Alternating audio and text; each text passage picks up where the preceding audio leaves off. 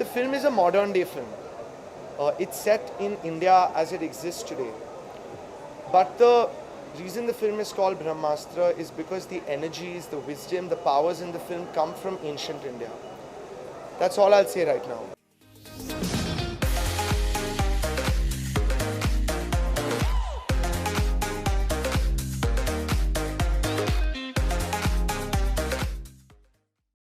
On October 11th, 2017, Karan Johar had tweeted this: the first post about a big-scale trilogy film that will be produced by Dharma Productions. Titled Brahmastra and slated to be one of the most ambitious films that would be directed by Ayan Mukherjee and would fall in the category of a fantasy adventure series, eventually formulating to become a trilogy, the first part of which would release on Independence Day 2019. Preparation commenced from January of 2018 and Ranbir Kapoor rubbished rumors of the film being termed as a superhero romantic film. Ayan Mukherjee had presumably been working on an original script since Ye Jawani Hai Diwani ended, and it was his dream for Brahmastra to become a reality on the big screen. The courage within him and the Hindi film industry to take the plunge to fund such a humongous film is credited to the vision that became a reality in the form of Bahubali, directed by S.S. Rajamouli.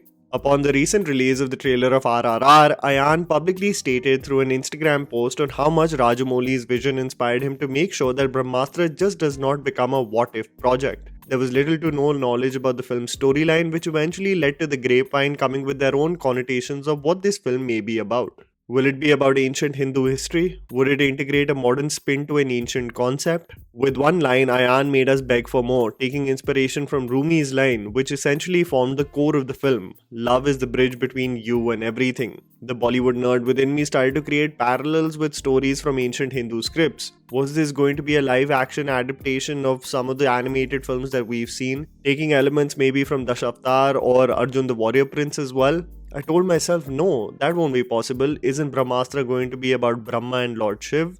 Wasn't Mahendra Bahubali a Shiv Bhakt? My mind kept on going in circles wanting to know more.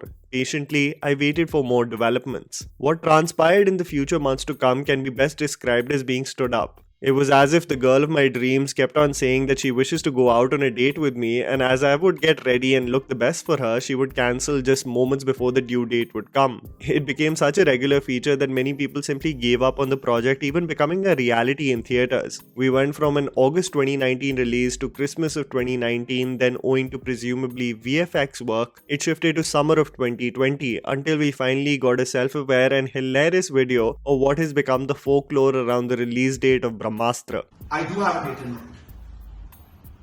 You have a date? Yes, sir, I do have a date in mind. क्या?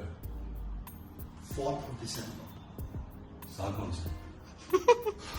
As you heard it right, it was 4th December 2020 and we were all geared up. Delayed even further, the pandemic almost made it a distant dream. Would this film ever see the light of day in cinemas? Is it cursed entirely? Will the film represent just money sinking for Dharma Productions? Was it another case where the vision and execution just don't match? All of these questions became a regular feature in most discussion forums, and everyone became genuinely worried for Ranbir Kapoor's career as he had not had a release date since the huge financial success of Sanju. Did you undergo a similar frustration with the multiple announcements? Tell me your experience as well in the comments below. Rana Daggupati and Prabhas had publicly spoken about how most of the industry thought that they had lost their marbles for the very fact that they were spending close to 5 years only shooting for one film. It was the vision, clarity and execution of a creator like S.S. Rajamouli that really reinstated the faith within the actors even when the going got tough. Brahmastra, on the contrary, has Ayan Mukherjee at the helm of affairs, a creator who has only done coming-of-age stories that have been executed on a small to medium budget.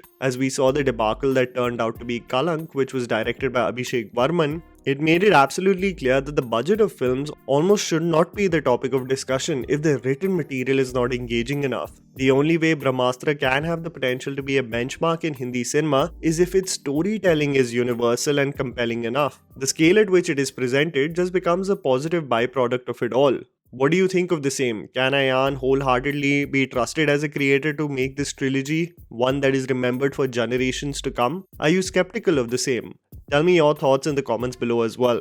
There is a history of movies in Hindi cinema that fall in the category of delayed films, and they have a 100% track record. The track record being that they are always doomed to fail from a box office point of view. You look at the 2-year delay of the 2010 film Aashaएं, the 6-year delay of the film Milenge Milenge, the 9-year delay of the unknown Ajay Devgn and Sanjay Dutt starrer Mehboob, the 3-year delay of the Godfather remake with Amir and Rajnikant called Aatank Hi Aatank, or most recently with Jaga Jasoos. All these films that have undergone production hassles and have been delayed for years to come, so much so that the audience almost gets fed up with the idea of creators gaslighting you, making you anticipate and believe one thing and for eventually nothing to happen. Owing to the multiple delays that were taking place with Brahmastra, it's almost as if Ranbir went into super productive mode, completing the shooting of Shamshera, signing on an exciting dark thriller with Sandeep Reddy Vanga called Animal, and what is presumably a rom-com opposite Shraddha Kapoor with Love Ranjan. The man realized that he just can't bank on Brahmastra coming out one day or the other and has to increase his visibility with other films during the pandemic. Other actors have emerged with great stories and capable performances during this period. One has to realize that success of previous films is always fleeting, and you can't hang on the coattails of what your last release was for too long. It's a slippery slope if in regular conversations about films you almost become irrelevant and probably an actor's worst outcome